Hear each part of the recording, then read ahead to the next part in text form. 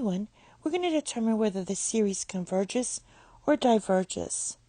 We're going to use the limit comparison test and see if when I divide a sub n with b sub n, see if our c is greater than 0. So first let's compare this to b sub n equals square root of n divided by n squared. Now this is just going to equal 1 divided by n to the power of 3/2, because this is to the 1/2. So basically, if you take the sum from n equals 1 to infinity of our b sub n, that's going to be 1 divided by n to the power of 3/2.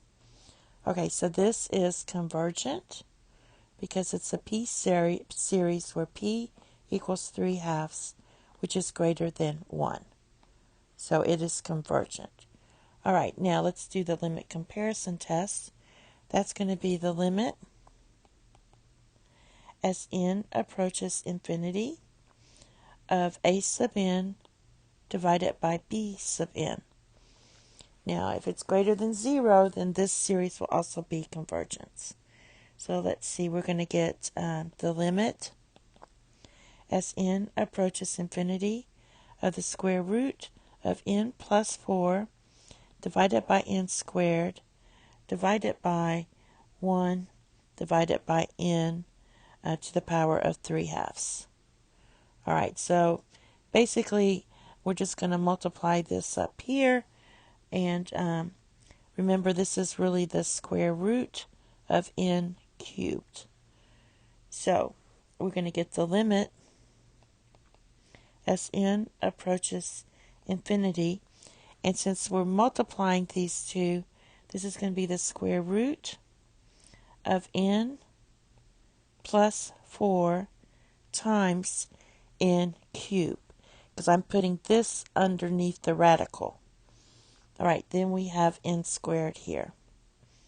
All right, this simplifies to the limit as n approaches infinity of the square root of n to the 4th plus 4n cubed, and all divided by n squared. Now, let's look at this n to the 4th power. The square root of n to the 4th is n squared. So basically, your degrees are the same. So since they behave alike, this equals 1, which is greater than 0 here. Since this is greater than 0, and since my b sub n is convergent through the p series, our a sub n is convergent. And I'm trying to find a place to put it. So a sub n is convergent. I'll just put converges by the limit comparison test. Thank you. Have a nice day. Bye-bye.